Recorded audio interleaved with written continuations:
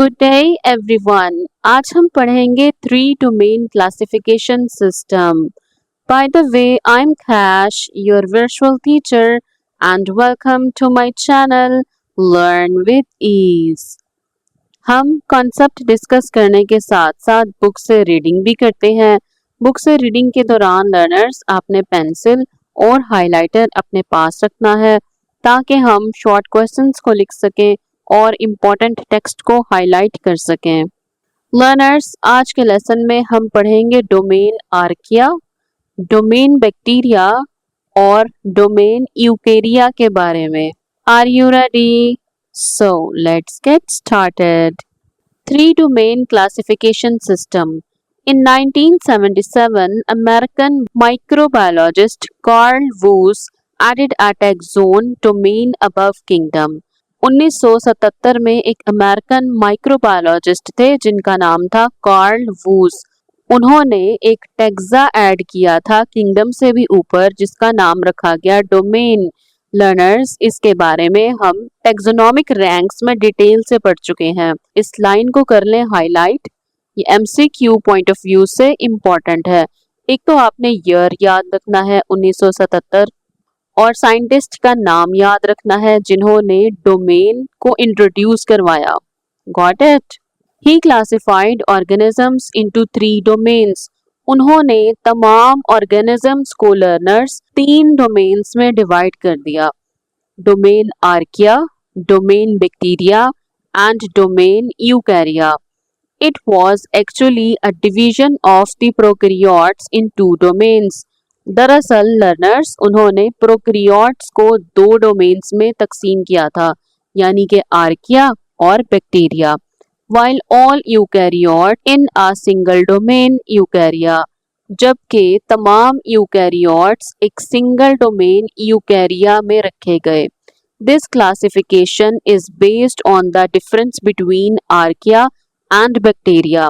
तो learners, three domain classification system basically archaea और bacteria में डिफरेंसेस की बुनियाद पर की गई। अब इस लाइन को भी हाईलाइट कर लें। लर्नर्स, जो लाइंस मैं आपको हाईलाइट करवाती हूँ ये एमसीक्यू पॉइंट ऑफ व्यू से इम्पोर्टेंट होती हैं। तो लर्नर्स, यहाँ पे आप एक क्वेश्चन नोट कर लें। Who introduced the three domain classification system and when? Video को पॉज करें और आंसर को नोट कर लें। लर्नर्स, आपकी बुक में फिगर 2.2 दिखाया गया है जिसमें तमाम क्लासिफिकेशन सिस्टम्स को वन बाय वन शो किया गया है। सबसे पहले है टू किंगडम क्लासिफिकेशन सिस्टम। इसमें तमाम जानदारों को किंगडम प्लांटी और किंगडम एनिमिलिया में तकसीम किया गया। ये फेल हो गया था, हम पढ़ चुके हैं फेलियर की रीजंस। फिर थ्री किंगडम क्लासिफिकेशन सिस्टम में लर्नर्स, किंगडम एनिमिलिया और प्लांटी के साथ साथ एक तीसरा किंगडम बनाया गया था जिसका नाम रखा था किंगडम प्रोटिस्टा। और फाइव किंगडम क्लासिफिकेशन सिस्टम में लर्नर्स, ऑर्गेनिजम्स को पांच किंगडम्स में तकसीम किया गया था, kingdom Monera, Protista, Plantae, Fungi and Animalia. और learners, three domain classification system में प्रोकैरियोट्स को भी डिवाइड कर दिया गया दो किंगडम्स में। आर्किया में रखे गए लर्नर्स किंगडम आर्कियोबैक्टीरिया, डोमेन बैक्टीरिया में रखा गया किंगडम यूबैक्टीरिया को, और डोमेन यूकेरिया में रखे गए चार kingdoms protista, Plantae, Fungi and Animalia. अब आपने याद रखना लर्नर्स, डोमेन यूकेरिया में चार किंगडम्स हैं जबकि डोमेन बैक्टीरिया में लर्नर्स एक किंगडम है और डोमेन आर्किया में भी एक किंगडम है। ये बातें एमसीक्यू पॉइंट ऑफ व्यू से इम्पोर्टेंट हैं। लर्नर्स, अगर आपको ये वीडियो लेक्चर्स हेल्पफुल लगते हैं तो चैनल को सब्सक्राइब कर दीजिए और अपने फ्रेंड्स के साथ शेयर कीजिए। The following are the main characteristics of the three domains of organisms. Learners, हम one by one domains को डिस्कस करेंगे और उनकी खसूसियात को पढ़ेंगे। Characteristics का मतलब होता है खसूसियात, खूबियाँ। Domain archaea, There are the most primitive organisms on earth. Learners, domain archaea में उन तमाम जानदारों को रखा गया जो बहुत प्रिमिटिव थे। प्रिमिटिव का मतलब है बहुत पुराने। जब प्लैनेट अर्थ वजूद में आया था तो लर्नर्स उसके कुछ टाइम के बाद इस दुनिया पर जिंदगी स्टार्ट हो गई थी। तो डोमेन आर्किया में उन तमाम ऑर्गेनिजम्स को रखा गया है जो अर्थ की फॉर्मेशन के टाइम पर मौजूद थे और अभी भी प्लैनेट अर्थ पर मौजूद हैं। They are prokaryotes, but their cell wall does not contain peptidoglycan. Domain archaea में मौजूद ऑर्गेनिजम्स लर्नर्स प्रोकैरियोट्स हैं। प्रोकैरियोट्स लर्नर्स हमने 5 किंगडम क्लासिफिकेशन सिस्टम में बहुत डिटेल से पढ़ा था। जो स्टूडेंट्स मेरे चैनल पर न्यू हैं उनके लिए मैं आई बटन में लिंक मेंशन कर रही हूँ, वो प्रीवियस लेक्चर पर जाएं और प्रोकैरियोट्स और यूकैरियोट्स में डिफरेंस को देख लें अगर उन्हें नहीं पता तो। डोमेन आर्किया के तमाम ऑर्गेनिजम्स लर्नर्स प्रोकैरियोट्स हैं। प्रोकैरियोट्स वो ऑर्गेनिजम्स होते हैं लर्नर्स जिनके सेल में ऑर्गेनेलिस विदाउट मेम्ब्रेन होती हैं, लेकिन इनकी सेल वॉल में पेप्टाइडोग्लाइकेन मौजूद नहीं होता। आप इस बात को कर लें हाईलाइट। डोमेन आर्किया के ऑर्गेनिजम्स की सेल वॉल में पेप्टाइडोग्लाइकेन नहीं होता but is made up of various polypeptides and proteins. तो अगर पेप्टाइडोग्लाइकेन नहीं होता तो इनकी सेल वॉल में और क्या होता है, ये भी आप हाईलाइट कर लें। इनकी सेल वॉल लर्नर्स बनी होती है वेरियस पॉलीपेप्टाइड्स यानी मुख्तलिफ किस्म के पॉलीपेप्टाइड्स और प्रोटीन्स से मिलकर बनी होती है। देयर राइबोसोमल आरएनए, आरएनए का मतलब होता है ribosomal RNA, resembles more to eukaryotes than to bacteria.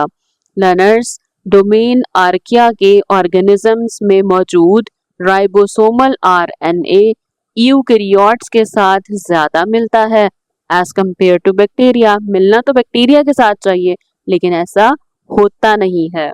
इनका राइबोसोमल आरएनए यूकैरियोट्स के साथ मिलता है। अब ये राइबोसोमल आरएनए क्या है? लर्नर्स, प्रोकैरियोट्स और यूकैरियोट्स में एक ऑर्गेनेली पाई जाती है जिसे कहते हैं राइबोसोम।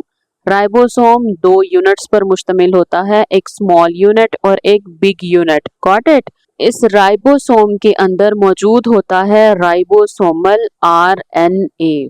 तो डोमेन आर्किया के ऑर्गेनिजम्स में लर्नर्स जो राइबोसोमल आरएनए होता है उसकी रिजेम्बलेंस यूकैरियोट्स से ज्यादा है एज कंपेयर टू बैक्टीरिया। इसीलिए लर्नर्स आर्किया को बैक्टीरिया से सेपरेट किया गया। Their cell membrane contains unique lipids which enable them to live in extreme environments. Extreme environments का मतलब होता है लर्नर्स बहुत ज्यादा गर्म, बहुत ज्यादा ठंडे, बहुत ज्यादा सॉल्टी इन्वायरमेंट्स। डोमेन आर्किया के ऑर्गेनिजम्स में लर्नर्स खास किस्म के लिपिड्स मौजूद होते हैं जो उन्हें सूटेबल बनाते हैं कि वो एक्सट्रीम एनवायरनमेंट्स में रह सके, जैसे कि हॉट स्प्रिंग्स, सॉल्ट लेक्स, ऐसी लेक्स जिनका पानी इंतहाई सॉल्टी होता है, एंड एसिडिक और अल्कलाइन वाटर्स, ऐसा पानी जिनकी पीएच बहुत कम होती है या ऐसा पानी जिनकी पीएच बहुत ज़्यादा होती है। नॉर्मली इन एनवायरनमेंट्स पे ऑर्गेनिजम्स सरवाइव नहीं कर पाते, लेकिन डोमेन आर्किया के ऑर्गेनिजम्स में कुछ खास किस्म के लिपिड्स मौजूद होते हैं जो इन्हें एक्सट्रीम एनवायरनमेंट्स पर भी जिंदा रखते हैं। However, they also exist in more common environments like soil and oceans.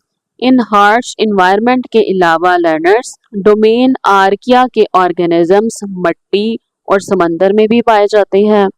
Some archaea obtain energy from inorganic compounds such as sulfur and ammonia. अब ये बात इंपॉर्टेंट है, आप इसे हाईलाइट कर लें। डोमेन आर्किया के कुछ मेंबर्स लर्नर्स एनर्जी हासिल करते हैं इनऑर्गेनिक कंपाउंड्स से, जैसे कि सल्फर और अमोनिया को इस्तेमाल करते हुए वो एनर्जी बनाएंगे। Their other groups perform photosynthesis but do not produce oxygen. Domain archaea के मेंबर्स लर्नर्स फोटोसिंथेसिस करते हैं लेकिन बाई प्रोडक्ट के तौर पर ऑक्सीजन को नहीं बनाते। आप अपनी बुक पर कुछ डायग्राम्स देख रहे हैं लर्नर्स, ये डोमेन आर्किया के मेंबर्स हैं। लर्नर्स, आप एक क्वेश्चन नोट कर लें। What are the primary basis for dividing prokaryotes into 2 separate domains? ऐसी क्या वजह दरपेश आई कि साइंटिस्ट ने प्रोकैरियोट्स को दो मुख्तलिफ डोमेन्स में डिवाइड कर दिया। वीडियो को पॉज करें और प्रिसाइज आंसर को नोट कर लें। There is one kingdom in domain archaea. ये बात इंपॉर्टेंट है लर्नर्स, आप इसे हाईलाइट कर लें। डोमेन आर्किया में सिर्फ और सिर्फ एक किंगडम है विच इज आर्कियोबैक्टीरिया। आर्कियोबैक्टीरिया का मतलब होता है लर्नर्स एंशंट बैक्टीरिया, वो बैक्टीरिया जो बहुत पुराने हैं और हजारों सालों से मौजूद हैं। Examples of archaeobacteria include methogens produce methane as a byproduct of their metabolism। इस लाइन को भी हाईलाइट करेंगे लर्नर्स। अब हम इस पैरा में जितनी बातें पढ़ेंगे ना, ये एमसीक्यू पॉइंट ऑफ व्यू से इम्पोर्टेंट है। एग्जामिनर आपसे पूछ सकता है व्हाट आर मैथोजेंस, एमसीक्यू में भी पूछ सकता है और शॉर्ट क्वेश्चन में भी पूछ सकता है। लर्नर्स, मैथोजेंस वो आर्कियोबैक्टीरिया है जो बाई प्रोडक्ट के तौर पर मेथीन गैस को प्रोड्यूस करते हैं। The next one is halophiles found in extreme salty environment. Halophiles salty environment में मौजूद होते हैं। एग्जामिनर ये भी एमसीक्यू बना के आपसे पूछ सकता है, आप हेलोफाइल्स को भी हाईलाइट कर लें। Thermophiles found in hot springs. Thermophiles वो आर्कियोबैक्टीरिया होते हैं जो गर्म पानी में पाए जाते हैं। Acidophiles found in extremely acidic environment. ये इंतहाई एसिडिक एनवायरनमेंट में पाए जाते हैं। इस पैराग्राफ के ऊपर लर्नर्स आप लिख लें एमसीक्यूज, क्योंकि ये paragraph MCQ point of view से बहुत इंपॉर्टेंट है। आपको पता होना चाहिए मैथोजेंस क्या होते हैं, आपको पता होना चाहिए हेलोजेंस क्या होते हैं, थर्मोफाइल्स और एसिडोफाइल्स के बारे में आपको पता होना चाहिए learners. MCQ point of view से इम्पोर्टेंट है। लर्नर्स, आज के टॉपिक से रिलेटेड एमसीक्यूज आप अपनी स्क्रीन पर देख सकते हैं और लर्नर्स आप ये एमसीक्यूज डिस्क्रिप्शन में मौजूद लिंक को क्लिक करके डाउनलोड कर सकते हैं। Domain bacteria.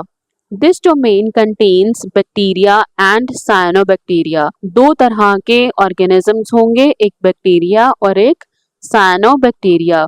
They are also prokaryotes. तो लर्नर्स, बैक्टीरिया और साइनोबैक्टीरिया भी प्रोकैरियोट्स हैं। प्रोकैरियोट्स वो ऑर्गेनिजम्स होते हैं जिनके सेल में मौजूद ऑर्गेनेलिस विदाउट मेम्ब्रेन होती हैं। The cell wall is made up of peptidoglycan. Highlight कर लें, आपसे क्वेश्चन पूछा जा सकता है बैक्टीरिया की सेल वॉल किस चीज से बनी होती है। तो लर्नर्स, बैक्टीरिया की सेल वॉल बनी होती है पेप्टाइडोग्लाइकेन से। They are found in all environments including soil, water, air and in the bodies of organisms. अब यहाँ पर बात की जा रही है बैक्टीरिया के हैबिटेट की। आपसे पूछा जा सकता है कि जो बैक्टीरिया हैं वो कहाँ कहाँ पाए जाते हैं। तो लर्नर्स, जो बैक्टीरिया होते हैं वो तमाम किस्म के इन्वायरमेंट में पाए जाते हैं। बैक्टीरिया मिट्टी में पाए जाते हैं, वाटर में पाए जाते हैं, हवा में मौजूद होते हैं और दूसरे जानदारों की बॉडीज के अंदर भी पाए जाते हैं। They are unicellular. तो लर्नर्स, डोमेन आर्किया में मौजूद तमाम ऑर्गेनिजम्स यूनिसेलुलर होते हैं। लिखते जाएं, यूनी का मतलब होता है लर्नर्स वन। वो ऑर्गेनिजम्स जिनकी पूरी बॉडी एक सेल पर मुश्तमिल होती है। तो मोस्टली लर्नर्स जो होते हैं ना बैक्टीरिया, उनकी शक्ल कुछ इस तरह से होती है। ये आ गई सेल वॉल, अंदर वाली लेयर आ गई सेल मेम्ब्रेन, इनके अंदर डीएनए पड़ा होता है, ऐसे ही साइटोप्लाज्म में मौजूद होता है, वैक्यूल्स होते हैं, राइबोसोम्स होते हैं, वो भी साइटोप्लाज्म में ही मौजूद होते हैं। तो लर्नर्स, ये पिक्चर ड्रॉ करने का मतलब था जितने भी ऑर्गेनिज्म डोमेन बैक्टीरिया में मौजूद हैं वो होते हैं यूनिसेलुलर। यूनिसेलुलर का मतलब होता है लर्नर्स पूरा जानदार सिर्फ एक सेल पर मुश्तमिल होता है। Got it? Many live solitary although some forms chain. अच्छा जी, कुछ बैक्टीरिया अकेले रहते हैं, सॉलिटरी का मतलब होता है अकेले अकेले रहना, जबकि कुछ बैक्टीरिया चेन बनाकर रहते हैं, क्लस्टर्स और कॉलोनीज ऑफ सेल। क्लस्टर कैसा होता है लर्नर्स? जो बैक्टीरिया क्लस्टर बनाकर रहते हैं ना, क्लस्टर ऐसा होता है, हर सेल इंडिविजुअल परफॉर्म करेगा लेकिन एक क्लस्टर की फॉर्म में होंगे। और कुछ ऑर्गेनिजम्स लर्नर्स कॉलोनीज बनाकर रहते हैं, जैसा कि ये एक कॉलोनी है, कुछ ऑर्गेनिज्म इधर क्लस्टर की सूरत में मौजूद है, कुछ ऑर्गेनिजम्स इस तरह से क्लस्टर्स की सूरत में मौजूद है। तो ये लर्नर्स कॉलोनी है बैक्टीरिया की। Most are heterotrophic but some have chlorophyll and carry out photosynthesis. अभी इनका मोड ऑफ न्यूट्रिशन बताया जा रहा है। इसमें बताया गया है लर्नर्स, डोमेन बैक्टीरिया के ज्यादातर ऑर्गेनिजम्स हेट्रोट्रॉफिक हैं, यानी कि वो अपनी खुराक खुद तैयार नहीं कर सकते। हेट्रोट्रॉफिक का मतलब होता है वो अपनी खुराक खुद तैयार नहीं कर सकते बल्कि दूसरे जानदारों को कंज्यूम करते हैं और एनर्जी हासिल करते हैं। लेकिन कुछ बैक्टीरिया ऐसे हैं जिनके पास क्लोरोफिल मौजूद है और वो फोटोसिंथेसिस के जरिए अपनी खुराक खुद तैयार कर सकते हैं। This domain contains kingdom eubacteria, true bacteria. Learners, domain bacteria में सिर्फ और सिर्फ एक किंगडम है, which is kingdom eubacteria. Eubacteria का मतलब है ट्रू बैक्टीरिया। आप इस लाइन को हाईलाइट कर लें। Eubacteria means true bacteria. Some bacteria cause diseases. कुछ बैक्टीरिया बीमारियां भी कॉज करते हैं, जैसे कि ट्यूबरक्लोसिस टीबी बैक्टीरिया से होती है। कॉलरा यानी उल्टियां लगती हैं, मोशन लगते हैं, वो बैक्टीरिया की वजह से होता है। Many bacteria are beneficial. बहुत सारे बैक्टीरिया मुफीद होते हैं, जैसे लर्नर्स यूगर्ट, दही में मौजूद बैक्टीरिया वो बेनिफिशियल बैक्टीरिया है। Decomposers bacteria play important role in nutrient cycling. Learners, जो बैक्टीरिया डीकम्पोजर्स होते हैं ना, इनका बहुत ही अहम रोल होता है, ये न्यूट्रिएंट साइक्लिंग में इम्पोर्टेंट रोल प्ले करते हैं। अगर डीकम्पोजर बैक्टीरिया ना हो तो हमारी दुनिया एक कूड़े का ढेर बन जाए। ये क्या करेंगे? डीकम्पोजर बैक्टीरिया लर्नर्स गली सड़ी चीजों को तोड़ फोड़ कर वापस जमीन को वापस कर देते हैं। वो न्यूट्रिएंट्स पौधे इस्तेमाल करते हैं और ग्रो होते हैं। है ना कमाल bacteria. The last one is domain यूकैरिया। The domain includes all unicellular and multicellular eukaryotes. Domain यूकैरिया में लर्नर्स यूनिसेलुलर जानदार भी मौजूद हैं, वो जानदार जिनकी पूरी बॉडी एक सेल पर मुश्तमिल है, और वो जानदार भी मौजूद हैं जिनकी बॉडी मल्टी सेलुलर है, एक से ज्यादा सेल्स पर मुश्तमिल है, और ये सेल्स ट्रिलियंस में भी जाते हैं। लर्नर्स, क्या आपको पता है हम ह्यूमन बींग्स भी डोमेन यूकैरिया से ताल्लुक रखते हैं। They have complex eukaryotic cells with nucleus and other membrane bound organelles. Domain archaea में मौजूद जितने ऑर्गेनिजम्स हैं लर्नर्स, उनके पास जो सेल्स होते हैं उन्हें कहते हैं यूकैरियोटिक सेल्स। यूकैरियोटिक सेल्स में न्यूक्लियस और दूसरी ऑर्गेनेलीज मेम्ब्रेन के अंदर बाउंड होती हैं। This domain contains kingdoms protista, fungi, Plantae and Animalia. ये लाइन इंपॉर्टेंट है लर्नर्स, आप इसे कर लें हाईलाइट। डोमेन यूकैरिया में लर्नर्स 4 किंगडम होते हैं, kingdom protista, kingdom fungi, kingdom Plantae और किंगडम एनिमिलिया। ये बात एमसीक्यू पॉइंट ऑफ व्यू से इम्पोर्टेंट है, आपने ये 4 किंगडम्स के नाम याद रखने हैं। डोमेन यूकैरिया में 4 किंगडम होते हैं। लर्नर्स, फिगर 2.4 में 3 डोमेन से मुख्तलिफ सेल्स दिखाई गई हैं। बैक्टीरिया का सेल यूकैरिया से छोटा होता है और इसमें कोई न्यूक्लियस नहीं होता, इसमें डीएनए एज इट इज पड़ा होता है। डोमेन आर्किया के जो ऑर्गेनिजम्स हैं वो एक्सट्रीम इन्वायरमेंट्स में मौजूद होते हैं, और डोमेन यूकैरिया का जो सेल होता है वो इन दोनों से साइज में बड़ा होता है और स्ट्रक्चर में कॉम्प्लेक्स होता है। तो लर्नर्स, नेक्स्ट लेसन में हम पढ़ेंगे डोमेन यूकैरिया, किंगडम प्रोटिस्टा। अब हम किंगडम्स को डिस्कस करेंगे। Stay connected with us. Good luck everyone.